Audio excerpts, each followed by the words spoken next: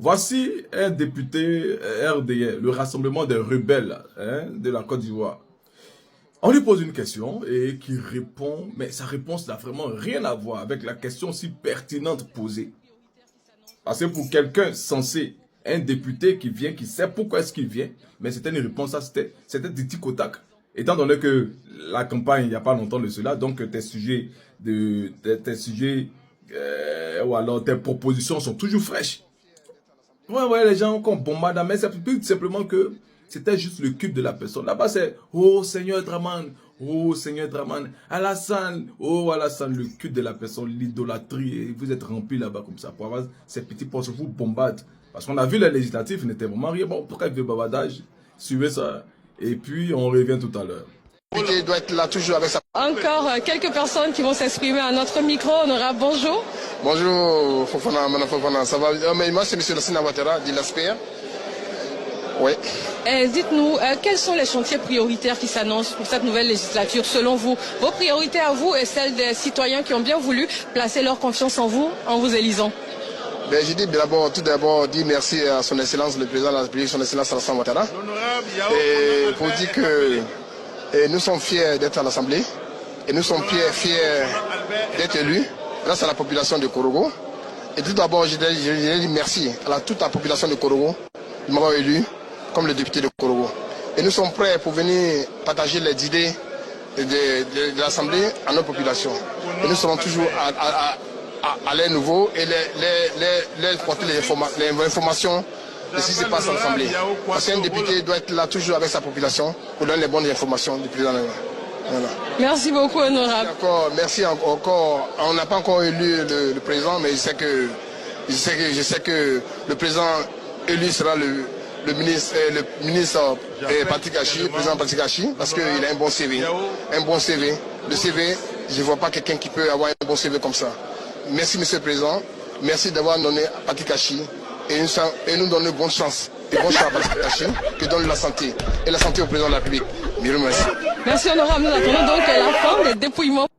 Voici des gens qui vont débattre de la survie d'une nation. Des questions sensibles d'une nation. Voici, c'est ça la controverse à l'Assemblée nationale. Ne vous étonnez pas pourquoi depuis un moment, on ne télévise plus les débats télévisés parce que c'est caca qui va sortir de la bouche. C'est que caca. Il n'y a rien de bon. Ils sont tous muets à l'Assemblée nationale. Ils sont muets et ils ont les yeux fixés seulement sur certaines personnes.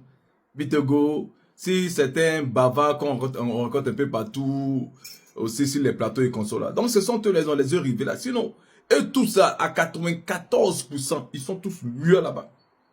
C'est pour ça qu'ils interdisaient, qu'ils ont interdit. Sinon, avant, il y avait les débats, on voyait les débats, parce qu'il y avait des intellectuels, il y avait les gens qui savaient pourquoi est-ce qu'ils sont partis candidater pour être députés. Ils savaient ça, les gens savaient ça. Parce qu'ils savaient qu'il y avait telle chose. Pour être député, on n'a pas besoin d'être trop intelligent. Non, il faut lire. Mais il faut être sage. Il faut être sage. Il faut savoir comprendre ce qu'on te demande. Il faut faire la part des choses entre le culte du personnage et puis entre le travail sérieux que toi-même pour lequel tu t'es présenté et puis on t'a choisi. Qu'est-ce qui t'a envoyé député là? C'est la question qu'on t'a posée là, simplement, tu n'as pas pu répondre. Tu as dit quoi pendant ta campagne là? Bon, de tout ce que tu as dit là, tu commences avec quoi? C'est les choses simples. On n'a qu'à vous détailler ça comment? Quand on vous dit que vous êtes des moutons, remplis de moutons, c'est les zèbres qui vous êtes dans le tout. C'est ça. Non, on ne vous dit pas même que vous êtes des moutons. Vous-même vous dites que vous êtes des moutons. Et nous, on est en train de voir que vous êtes des moutons. Vous êtes vraiment des moutons avec ce comportement-là. Voici des gens que nous avons à l'Assemblée nationale. Voici comment est-ce que notre pays est en train de traîner des pas en arrière. Avec juste une couche de peinture, couche de vernis, de Dominique et de Draman Ouattara pour faire croire que bon, tout va bien en Côte d'Ivoire. C'est grave, hein? C'est qui est en train de venir là.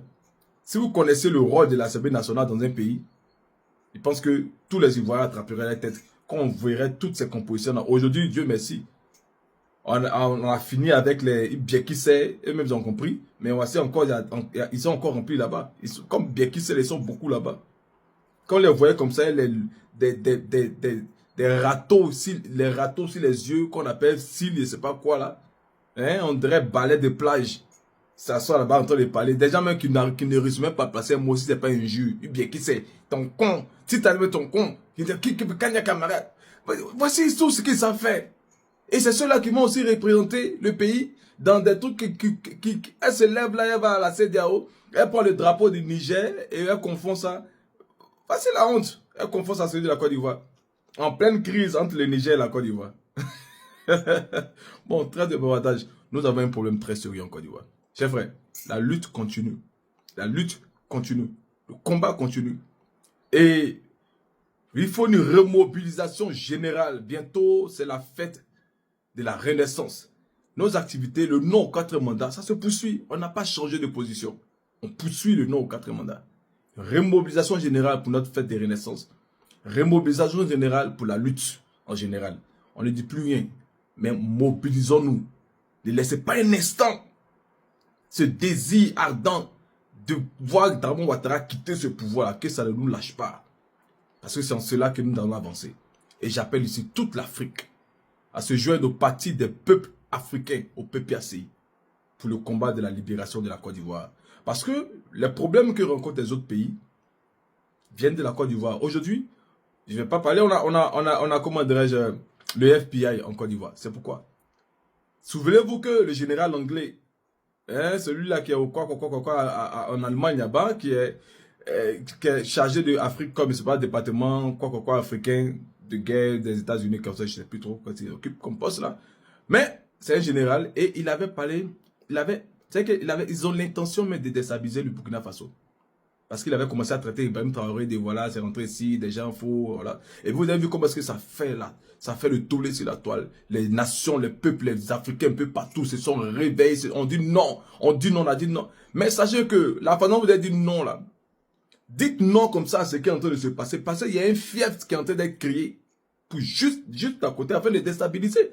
C'est en cela qu'on appelle toute l'Afrique. Vous tous qui vous êtes levés aux États-Unis, un peu partout dans le monde, pour soutenir Ibrahim Traoré là. Mais sachez que Ibrahim Traoré là, ce n'est qu'un petit trou du système. Le pilier, le problème, la source du problème se trouve en Côte d'Ivoire. Donc il faut se lever pour ça aussi. Les Américains sont départis en Côte d'Ivoire, c'est pas pour rien. Il y a beaucoup d'autres choses, mais le Burkina Faso n'est pas quand même loin. Voilà, on peut pas, l'histoire du Burkina Faso, il faut suivre ça de près. L'heure venue en Côte d'Ivoire, peut-être avec Dramane Ouattara, comme l'entrée est traquée, qui sont les narcotrafiquants maintenant aujourd'hui, jusqu'à ce qu'ils aillent chercher le président de la Venezuela, tout ça, je sais plus trop. Dramane Ouattara, ils étaient aussi dans le viseur des États-Unis. C'est vers Assam Pedro, là, c'est une zone de narcotrafiquants. Vous allez voir, les boules, ils sont remplis là-bas sur les trucs, ils sont remplis de narcotrafiquants, avec le Hezbollah qui est déversé maintenant en Côte d'Ivoire, avec bien d'autres choses. Donc, c'est clair que les États-Unis, peut-être vont se pencher sur ce côté-là, mais en même temps, on fait toujours d'une pierre deux coups. Donc, voici, il faut faire très attention.